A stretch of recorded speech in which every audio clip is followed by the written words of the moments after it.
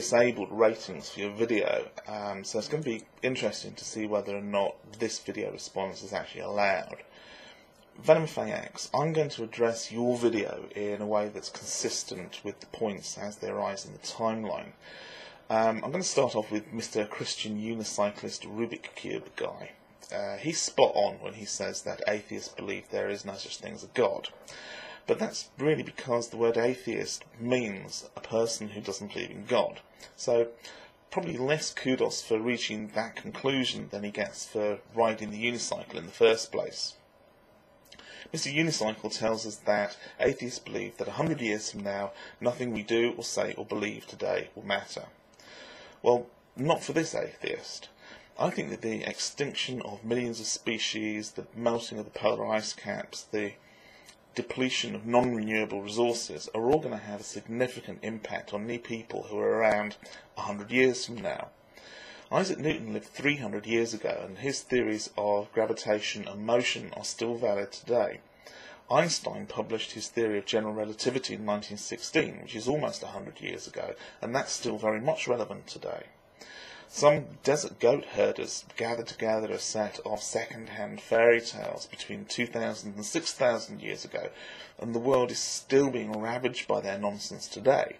So, in a cosmic scale, it may mean nothing, but to say that what we do or say today is meaningless is incorrect, and it certainly has nothing to do with atheism. And in fact, I would say that anything that we do or say today or tomorrow or throughout the whole of human history is more meaningless for Christianity, because firstly you have the return of Jesus to come and wipe all of this away, and secondly, even 100 billion years of human history is a vanishingly small amount of time when you compare that with an eternity in heaven or in hell. As to why we spend time arguing against the Bible and creationism, that's because it's not true to think that it doesn't matter what anybody believes about anything. If religious zealots could keep their beliefs to themselves, I wouldn't have a problem with them, and I suspect that the overwhelming majority of atheists share that point of view. Unfortunately, the crazy, irrational beliefs of these religious zealots have a very real impact on people other than themselves. And you have anti-science teaching like creationism or faith healing. These impair not only technological advancement, but also the economy and people's standard of living. Belief in some heavenly reward enables people to perform all kinds of despicable and insane acts, like flying jetliners into skyscrapers or strapping bombs to themselves and then detonating them in crowded public areas. If these people could keep it to themselves, then fine, but they can't, and they don't.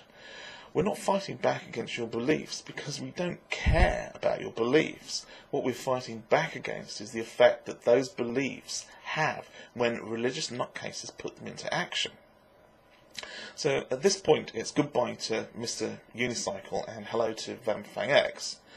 Well, VenomFangX, you accuse Thunderf00t and his followers of being responsible for some of the most evil, twisted, threatening, vile imaginings known to man. Well, you know, I don't think that you're giving your religion, all the others, enough credit here.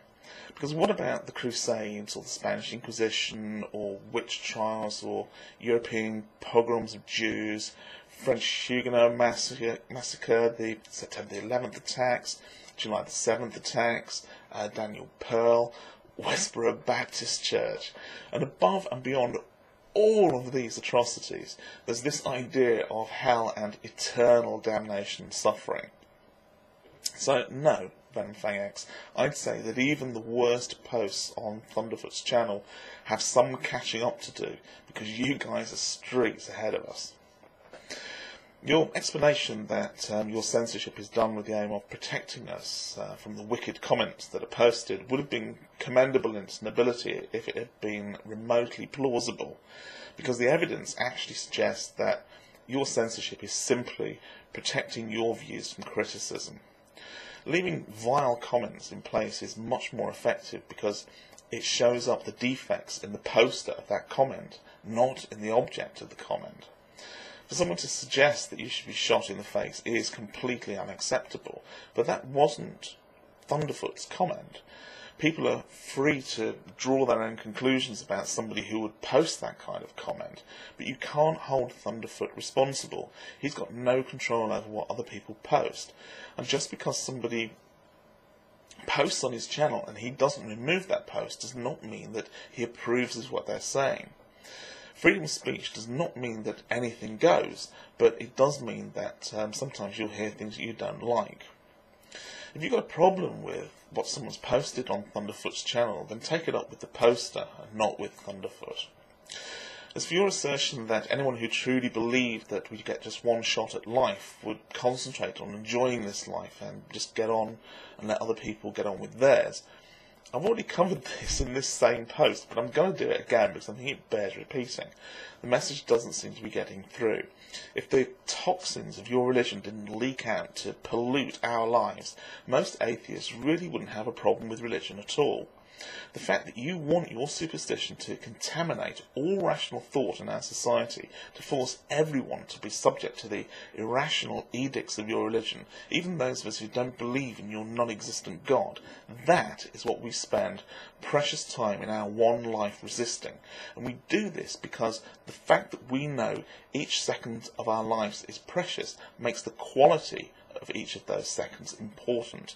And we cannot allow this one precious life to be subject to the lies and delusion, superstitious fear and hatred of our fellow human beings that dominates the creeds spread by followers of your religion and other religions. You talk of Thunderfoot's offer for you to take a sabbatical from YouTube as being hypocritical censorship, but the hypocrisy, VenomFangX, is yours. You are the one who in this video confirms that you censor, and you're the one who by admission in a message to Thunderfoot knew of the false copyright violation claim being made against him. Fully aware of the implications of that false claim. So whether or not you filed that claim or somebody acting as your agent did so, you bear part of the responsibility. If you have knowledge of a crime being committed or about to be committed, it's your duty to report it. Not doing so makes you an accomplice. And you may try to claim that that Thunderfoot used your copyrighted material without your permission, but the copyright laws do allow for fair use. So I don't think that that claim is going to provide much of a defence against your frivolous DMCA violation. You say that atheists somehow instinctively know that there is a God and that they hate God and they hate the followers of God, but that makes absolutely no sense. I can only speak for myself here. I'm not all atheists, but I can assure you that I do not believe in God, and I find the whole idea of a God ridiculous. So I don't hate God because I don't believe in God, and that means that hating God would make as much sense as me hating elves or unicorns. I don't hate the followers of religion for their beliefs. If I hate them at all, it's for their hateful actions. Your claim of never having made a video intending to mock Thunderfoot seems bizarre in the light of the gore-blimey Mary Poppins voiceover you provided for this one, because it certainly presents itself as a pretty feeble attempt at mockery, however it was intended. And for you to say that atheists deny God because they know that God exists, it makes about as much sense as an innocent man being told that his denial of committing the crime is confirmation that he performed it. I know that reason isn't a particularly well exercised skill in Christian fundamentalist circles, but surely even you can see the gaps in that one. So finally, the one thing that I can answer for Thunderfoot and all other atheists in response to the end of your video, after listening to nearly 10 minutes of holier-than-thou drivel, the supercilious piety of the true believer shines through. I can assure you that none of us are worried about facing up to God Almighty when we die, because there is no God. As for heaven, well, neither Thunderfoot nor I will be going to heaven.